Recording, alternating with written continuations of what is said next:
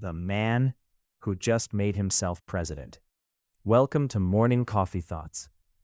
On April 3rd, 2026, Myanmar's pro-military parliament voted 429 out of 584 to make Senior General Min Aung Hlaing the country's 11th president. This is a man the International Criminal Court wants to arrest. A man the United Nations has called a genocide architect. And now he's a president. This episode goes through all of it. Let's begin. Section 1. The coup that started it all. Before he was president, he was the general who threw out Myanmar's democracy. On February 1st, 2021, Min Aung Hlaing's military detained State Councillor Aung San Suu Kyi, a Nobel Peace Prize laureate, along with President Win Myint and scores of elected officials. His justification? He claimed the November 2020 election was fraudulent. That claim was rejected by Myanmar's own Union Election Commission, by international observers, and by every independent assessment. The NLD had just won 82% of contested seats.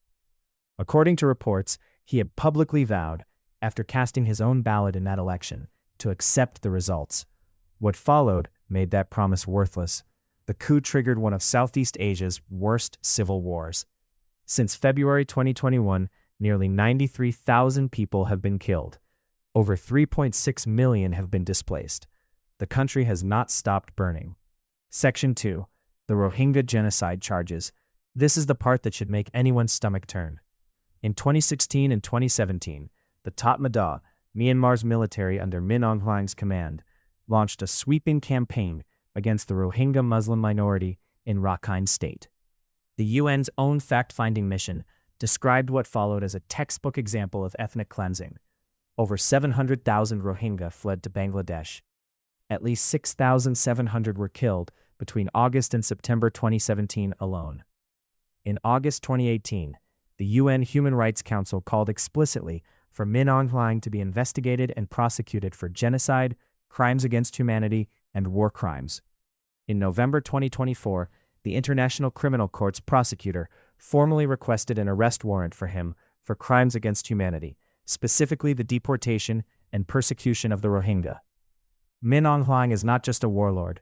According to investigators, he is also one of Myanmar's richest men, and most of that wealth flows through the military's business empire. Myanmar Economic Holdings Limited and Myanmar Economic Corporation are two military-run conglomerates with stakes in banking, mining, tobacco, tourism, gems, telecom, and beer.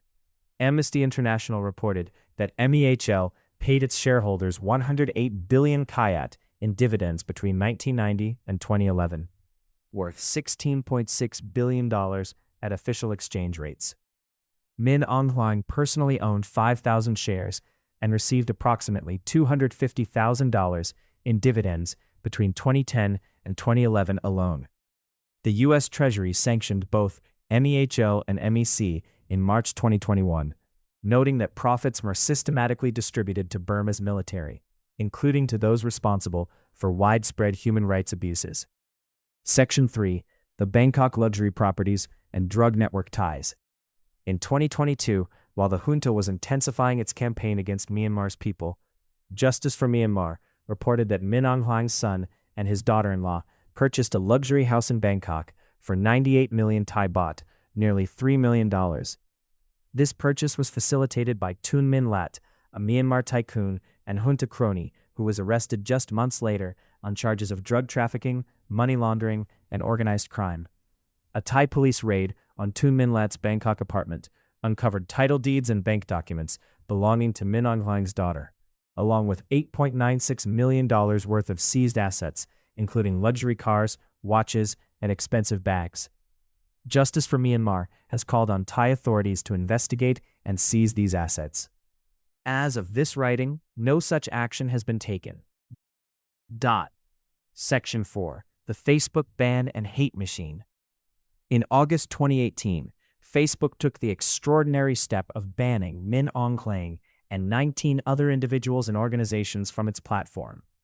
The ban came hours after the UN's fact-finding mission released its report calling for his prosecution for genocide. Facebook said it was acting to prevent the spread of hate and misinformation acknowledging that pages under his sphere had pretended to be independent news while covertly spreading military propaganda. The UN's own report found that Facebook had become a useful instrument for those seeking to spread hate in Myanmar, a country where, for most users, Facebook was the internet. His pages were reportedly replaced almost immediately. His online following had almost 12 million accounts before the ban. Section 5. The International Sanctions. The international community has spent years trying to financially isolate Min Aung Hlaing, with limited success. The U.S. first sanctioned him in December 2019 for his role in what it described as ethnic cleansing and human rights violations. After the 2021 coup, the U.S., UK, EU, and Canada all escalated sanctions, freezing assets, banning travel, and targeting military-linked banks and businesses. The EU's restrictive measures grew to cover 99 individuals and 19 entities by mid-2023. The U.S. sanctioned MEHL and MEC directly in March 2021 and later added Myanmar's state banks to its sanctions list. Analysts said these moves could deprive the junta of an estimated $2 billion per year. Despite all of this, analysts noted the junta still retained near unfettered access to billions of dollars of Myanmar's foreign exchange reserves. The sanctions hurt, but they didn't stop him. Section 6. The sham election that put him there. The election that paved the way for his presidency was, by every credible measure, a fraud. Voting was held in 3 phases between December 2025 and January 2026, but was limited to only 263 of Myanmar's 330 townships, deliberately excluding areas under opposition control and millions of displaced voters. The NLD, the party that actually won Myanmar's last free election, was dissolved and barred from participating. Aung San Suu Kyi, 80 years old, remains in prison on a 27-year sentence on fabricated charges. During the election period alone, the junta launched 308 airstrikes across 89 townships and killed at least 281 civilians. At least 404 people were charged under a draconian election protection law, with some receiving sentences of up to 49 years. The military's own proxy party won over 80% of parliamentary seats. Voter turnout collapsed to 13.1 million, compared to 25.9 million in the free 2020 election.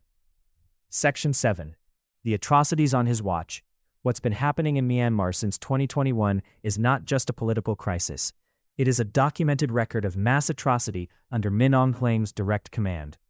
The UN Human Rights Office confirmed that in 2024 alone, at least 1,824 civilians were killed by the military, sharply up from 1,639 the year before. Over the full 4 years since the coup, at least 6,231 civilians have been killed, including 1,144 women and 709 children. Investigators documented acts of extreme brutality: beheadings, burnings, mutilations, executions, torture, and the use of human shields, all carried out against civilians. The Tatmadaw conducted 2,471 airstrikes from February 2021 to April 2024, destroying 187 religious buildings, 114 schools, and 39 hospitals. In December 2025, on International Human Rights Day, the military bombed a hospital in Rakhine State. 33 people were killed, including a baby. About 80 were injured. Amnesty International put it bluntly. If Min Aung Hlaing thinks that an official civilian title will shield him from prosecution for the many grave violations of international law that he is accused of overseeing as head of the military, that is not how international justice works. The civil war rages, the ICC warrant request is pending, the Rohingya remain in refugee camps, and Min Aung Hlaing, wanted by international courts and sanctioned by half the world, now has a presidential sash.